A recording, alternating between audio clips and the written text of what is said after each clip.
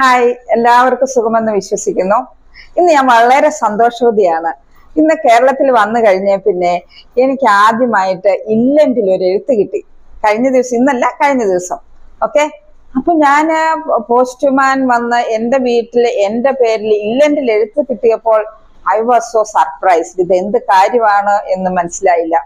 പക്ഷെ പൊട്ടിച്ചു നോക്കിയപ്പോഴാണ് ഇതൊരു ലവ് ലെറ്റർ ആണെന്ന് മനസ്സിലാകുന്നത്. അതും 19 വയസ്സുള്ള ഒരു പയ്യന്റെ. അപ്പൊ എനിക്ക് വളരെ സന്തോഷമായി. ഞാനത് വായിക്കാൻ തുടങ്ങി.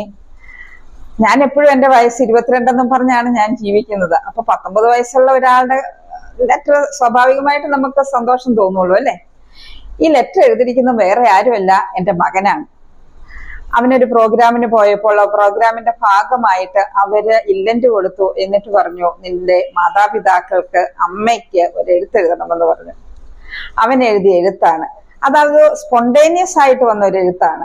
ആ എഴുത്തില് അവൻ പല കാര്യങ്ങളും എന്നെ കുറിച്ച് എഴുതിയിട്ടുണ്ട്. ആദ്യമായിട്ട് അവൻ പറഞ്ഞു, I am sorry, I love you എന്നൊക്കെ പറഞ്ഞു. പക്ഷെ അതിലൊക്കെ പ്രധാനമായിട്ട് അവൻ എഴുതിയിരിക്കുകയാണ്, mamma you are a strong person, you supported. മൂന്നാമത് അവൻ എഴുതി, നീ എനിക്ക് ദൈവത്തെ കാണിച്ചു തന്നു, ദൈവവിശ്വാസം എനിക്ക് കാണിച്ചു തന്നു എന്നൊക്കെ. പക്ഷെ ഞാൻ വളരെ ഹാപ്പിയാണ്. പക്ഷെ ഈ ഹാപ്പിനെസ്സിനൊക്കെ ഉപരിയായിട്ട് ഞാൻ ശ്രദ്ധിച്ചു, ഈ ലെറ്റർ ഞാൻ എന്നും ജീവിതത്തിൽ സൂക്ഷിച്ചു വെക്കും. ഇപ്പോൾ നമ്മുടെ ജീവിതത്തില്, നമ്മുടെ സമൂഹത്തില് ഏറ്റവും പ്രധാനപ്പെട്ടതായിട്ടുള്ള പ്രോബ്ലം എന്താണെന്ന് ചോദിച്ചാൽ കമ്മ്യൂണിക്കേഷൻ പ്രോപ്പറായിട്ട് നടക്കുന്നില്ലെന്നുള്ളതാണ്.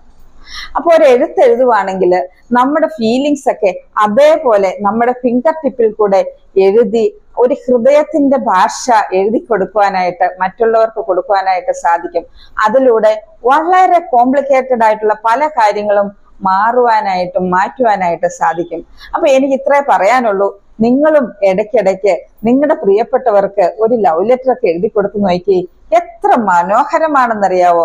അവരെ അതായിരിക്കുന്നവരിൽ അക്സെപ്റ്റ് ചെയ്തുകൊണ്ട് അവരുടെ നെഗറ്റീവ് ആണെങ്കിൽ നല്ല രീതിയിലൊക്കെ പോസിറ്റീവ് രീതി ഒന്ന് പൊതിഞ്ഞെഴുതി കൊടുത്തേ. അപ്പോൾ 100% നമ്മുടെ ഡിവോഴ്സുകൾ വളരെ കുറയും, കൊലപാതകങ്ങൾ കുറയും, സ്നേഹത്തിന്റെ ഒരു സിമെന്റ് ഇട്ട ഒരു ഊഷ്മളതയും ഒരു വലിയ ഒരു സമൂഹം നമ്മുടെ നാട്ടിൽ ഉണ്ടാക്കാൻ പറ്റും. So I recommend you all to write love letters occasionally. Love you all, Jacqueline.